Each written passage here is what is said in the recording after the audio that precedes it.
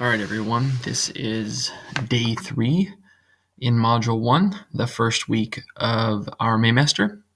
And today's topic is income taxation. So I got a nice little quote here. Those who pay taxes can be lumped into two groups, men and women, meaning everyone pays taxes. So what we're going to look at today specifically is the federal income tax system.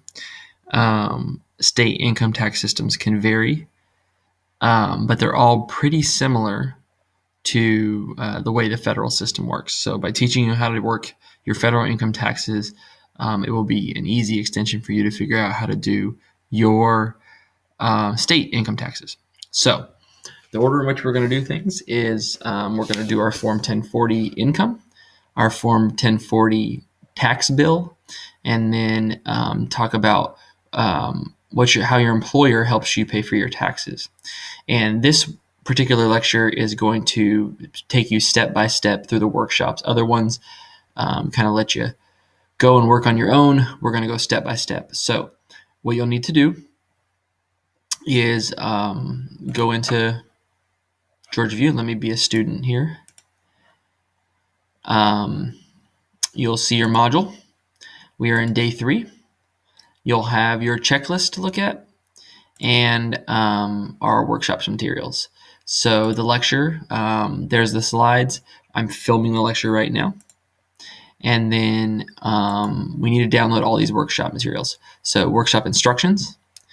You'll need your Form 1040, a Schedule A, and a Form W4. You don't know what these are right now. You will by the end of this lecture. So download those things. This is what they look like here. Here is the instructions for the workshop we'll be working on.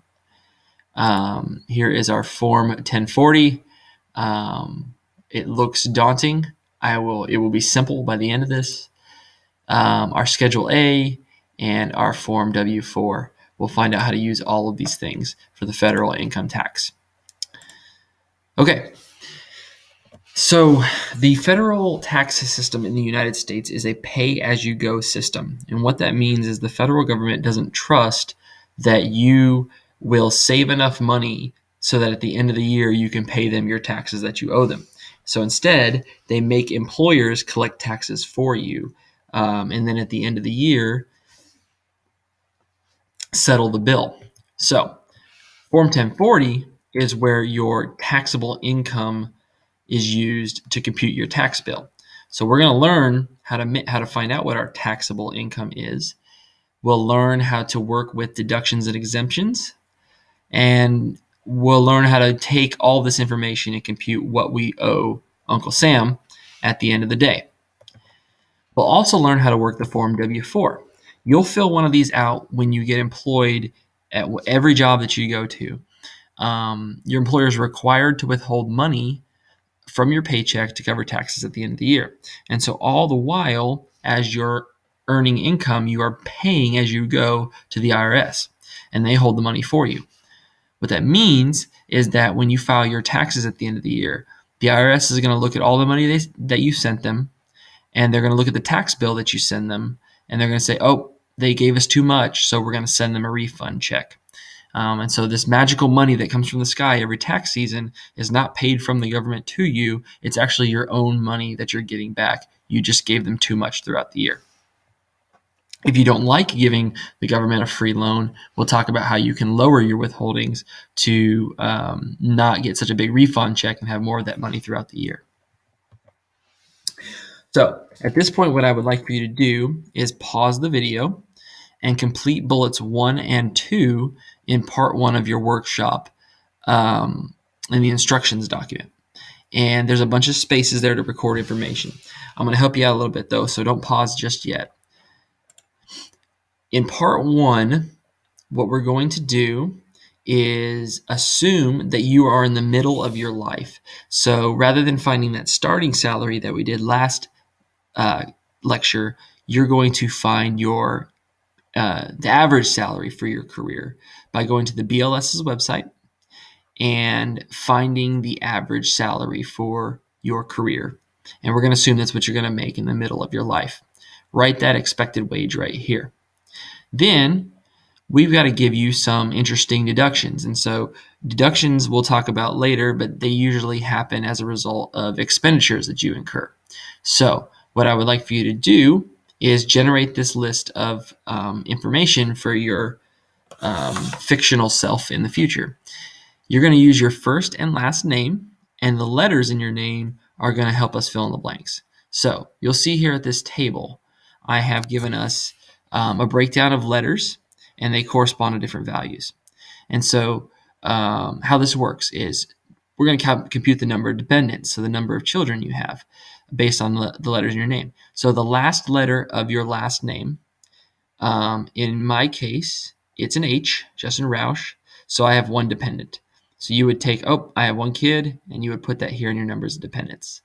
For your filing status, same thing, except we're going to look at our second to last letter of our last name. Mine is an S, so find the S, and it turns out that I am married, filing jointly, and my spouse makes 75% of what I make. Filing status is going to be married, filing jointly, and I'll put my spouse's income there, which is 75% of what I found here. Now note that if you are a single person, but you have dependents, your filing status is a head of household. Go ahead and record this stuff. It'll all make sense as we go through the lab. We just have to set this up in the beginning.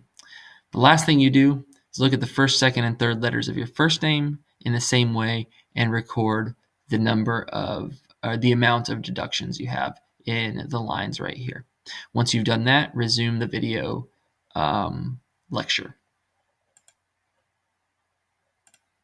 Okay, so by now you have your information filled in, so let's begin thinking about the Form 1040. The first thing we'll do is you'll fill in your filing status based off of what you just did on the worksheet. You don't need to put your name and all that stuff in there, but your filing status, and fill out the exemptions here. You'll take one for yourself and then list the number of kids here, and feel free to put in funny names for your children in the future. And then the last thing you'll do before we get started here is in line 7, that's your wages and salaries and tips for the year. Go ahead and put in that expected wage. And so if you're single, then it's just your wage. But if you're filing jointly, it's you and your spouse's wage added together. Okay, so what the 1040 does is take your income, and we start by adding up every source of income you could possibly have. So you see here in the income section, we have wages, interest from your savings, dividends we could get from stocks, alimony, all sorts of different income sources. In this workshop we're doing, you just have wages. But we would add all these up to line 22. The very next line in our 1040, I can make this full screen. The very next line in our 1040 is then adjustments. And so adjustments generally correspond to expenditures that you incurred while trying to earn income. So if you're an educator and you spend your own money in the classroom, you would get to adjust your income. And remember, at the end of all this, we're going to apply a tax rate. So getting to lower your income by these different things is good. If you have a health savings account, we get to make an adjustment. If you get a moving expense, you get to make an adjustment. Tuition and fees, right? And student loans. These things were incurred for you to get a job. And so the government has put in adjustments for that. So in this workshop, we don't have any adjustments. You're simply going to take your wage that you earn and bring it down here. But if you had adjustments, this line 37 is what we call the adjusted gross income. We adjust for some of the expenditures that you've made. Now comes the infamous deductions. And so if you don't know anything about taxation, you've probably heard people saying, hey, can I deduct this expenditure? Is that a deduction? And so now we're going to figure out what that means. If you look at line 38, that's where we bring over our adjusted gross income. And if you look down here at line 43, 4, this is where we're going to apply the tax rate.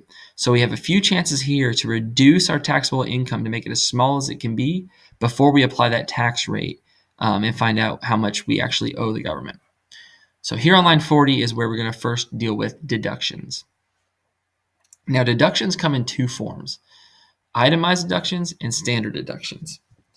Itemized deductions correspond to qualifying expenditures that you had to make throughout the year.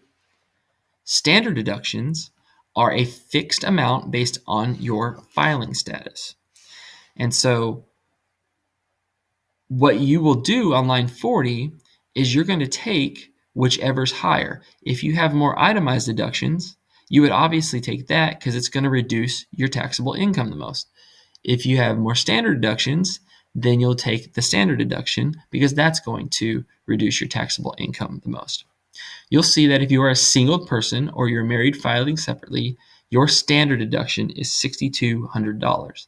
So if you had a bunch of expenditures in the year and they were less than $6,200, you wouldn't choose to itemize. You're going to take a standard deduction. Most young people are going to take a standard deduction.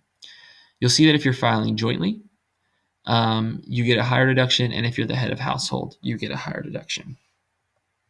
So, what do these filing statuses mean necessarily? Well, they're kind of just like they sound. If you're single, you're unmarried, or you're legally separated, which means you were previously married, but now you're legally separated. If you're married filing jointly, this means you have two incomes and you are filing one Form 1040 for the both of you. If you are married filing separately, that means that you are married, but you're filing your own tax returns. We're going to talk about why you might choose to do that, but usually if you file as separate, it's because you and your spouse make very different incomes. So you have one who is the sole income earner and one who doesn't make that much money. And we'll see when you look at how income is taxed, by filing jointly, you're going to tax that low income person at a much higher rate. You can actually save yourself some taxes by filing separately when you have very different incomes. Head of household people are unmarried, but they have an eligible dependent. So it's a single person with a dependent. And widows and widowers, they have a spouse who died within 2 years of the tax year. So you get this status for up to 2 years. And you see that being a single person with a dependent as a head of household you get a deduction of $9,100 from your income before applying the tax. However, if you're a widow or widower, that you get the joint filing, the 12-4, so a much bigger break. And that's just the government expressing an interest in helping you out now that you've lost perhaps an income earner in your household. Okay, so let's do an example. What would you do? You're married filing jointly, and you have $10,000 in itemized expenses that qualify. So what would you do? Okay, well, hopefully the answer you came up with, or at least the process you went through solving it, is I have a choice of itemizing or taking a standard deduction. And so I can itemize and reduce my taxable income by $10,000, but we are married and filing jointly, which means I get a $12,400 deduction by taking a standard deduction. So what I'm going to do is take the standard and write it here at 12,400 and not 10,000, right? Take the bigger of the two. Cool. So now it's time to pause the video and go to your workshop bullets 3 and 4 and complete those. What you're going to be doing is itemization. So bullets 3 and 4 say complete 1040 and use your adjusted gross income and then figure out if you will take the standard deduction or the itemized deduction. Now, in order to figure out your itemized deduction, you use what's called the Schedule A. The qualifying expenses for itemized deductions are listed here: medical and dental, taxes you pay, interest you pay on certain items like mortgages, gifts you give, casualty and loss, and other miscellaneous items that qualify. So you've given yourself some deductions here. What I would like you to do is follow the instructions carefully carefully read these to figure out whether you should take a standard deduction or itemize. Do that now.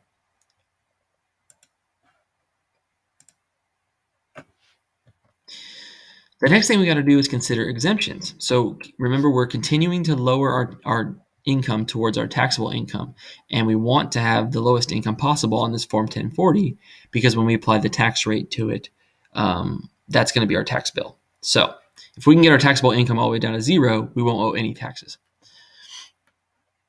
So exemptions. You're going to look back to the beginning of the document where you filled out those exemptions, and you checked a few boxes. You always claim yourself. So you're going to have a check here, and you can do your spouse as well if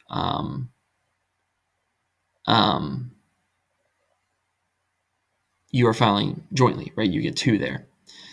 Then you want to do one for each of your dependents and total that up here. So when we go back over, you can see the instructions here.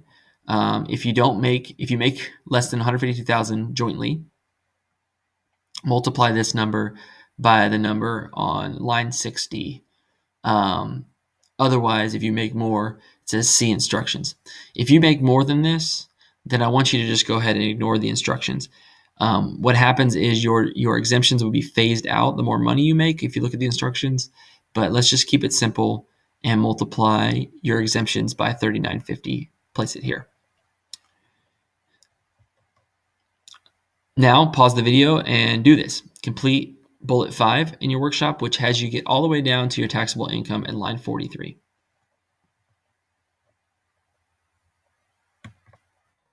Now that we know what our taxable income is, it's time to compute our tax bill. And so there's definitely calculators online that can help you do this, but I want you to know the nuts and bolts behind it.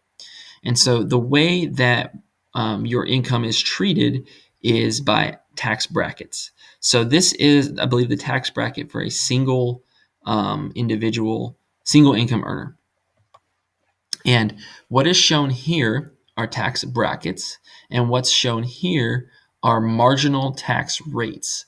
So the way taxation works in the United States is it's a progressive income tax system. As you earn more income, your marginal tax rate goes up.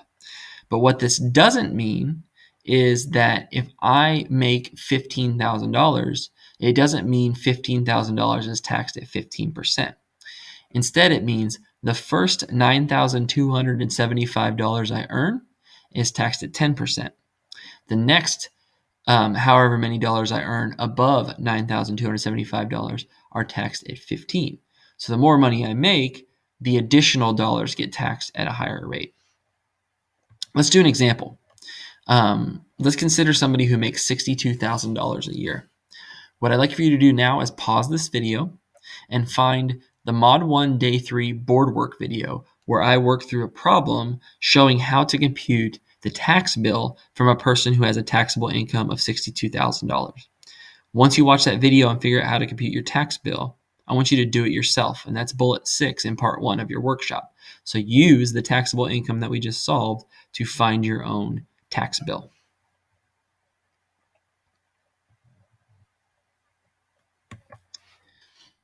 Okay, usually after we finish our tax bill, we're going to have some credits to take out. So there is where our tax will go on line 44. In this example, we don't, in my workshop, we don't have tax credits, but you would qualify certainly for some of these, especially those of you that had dependents. Each one of these has their own form. They have their own instructions. You follow the instructions and you fill them out as you go along. For this, we're going to assume we just don't have any credits. So what we will have is our tax bill. Now, the second part of the workshop is to fill out the Form W-4. In the pay-as-you-go system, you have to tell your employer how much money you would like for them to withdraw from your income each month and send to the IRS on your behalf. So this is what a typical check stub will look like. And so Swarthmore College, for some reason, had their employee check stub example on their website, so I pulled it down. But you'll see that this person's regular pay is $3,833.33 for the pay period. And I don't know if this is a half month or a full month. It looks like it might be a half month. Then there are some taxes that come out of this. And so you'll see right here, here's the federal tax. That's exactly what we're working on right now. Their withholdings has the employer pulling out $706 from their paycheck and sending it to the IRS every paycheck. We also have these other mandatory taxes here from FICA. And SS stands for Social Security, and MED stands for Medicare. And so these are taxes that are sent to the federal government to pay for those social programs. We also see some other local taxes: a Pennsylvania state tax, a Philadelphia residency tax, and also a Swarthmore tax that all come out of the paycheck and go towards the provision of public goods. So what this ultimately means is that the amount of take-home pay, and you'll remember that term from the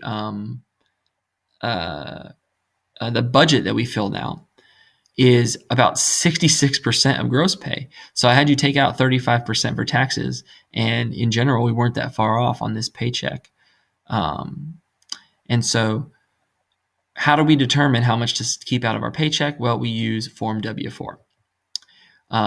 If you know my wife, Kim, if you've had a marketing class with her, you know that she is obsessed with Friends. And so I had to watch every episode of Friends before I married her. I'm not kidding.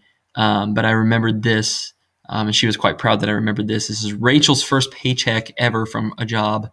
And she says, I earned this. I wiped tables for it. I steamed milk for it. And it was totally not worth it. Who is FICA? And why is he getting all my money? Well, now you know who FICA is. So what we've done is we've computed our total tax, line 63. Line 64 comes from our Form W-4, and it is a result of our Form W-4 and tells us how much tax we've already had withheld from our paychecks. The Form W-2 is what you get at the end of the year from your employer that shows, hey, this is how much we held for you. So it goes there. Again, we might have some other credits, but ultimately what you're going to do in this workshop is figure out in your Form W-4 how much is going to be withheld for you for federal taxes, and then we get to see in line 75 whether you made a refund or whether you're still going to owe the government. And that all goes here. So pause the video, read bullets 7 and 8 in part 1 of your workshop. That will finish part 1. Part 2 is very straightforward. You're going to fill out your Form W-4 and figure out whether you get a refund or whether you owe the IRS money. Now remember, you got to turn all the workshops in. So when you get done, turn in your completed Form 1040, Schedule A, and W-4. Those will all be PDF files.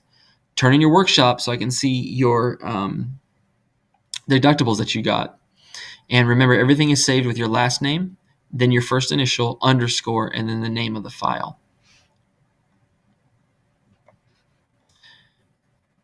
One thing I do want to point out on the Form W-4 is that there is an option after you do lines A through H to manually adjust your withholdings based on what you think you're going to itemize. Don't do that for this withholdings. Do the simple one where you figure out your number and go to Paycheck City to find out how much you're going to have withheld for the whole year. All right, that's it for day 3 lecture. Remember that you have to turn in all of the workshops. You go contribute to your discussion board, and you have a chapter 3 homework. If we're keeping track, we could go to our module, day 3 checklist, and you have now read chapter 3, you've watched the lecture video, you've completed the workshops, you just need to complete your homework and make a contribution to your discussion page. All right, have a good one. I'll see you on Thursday.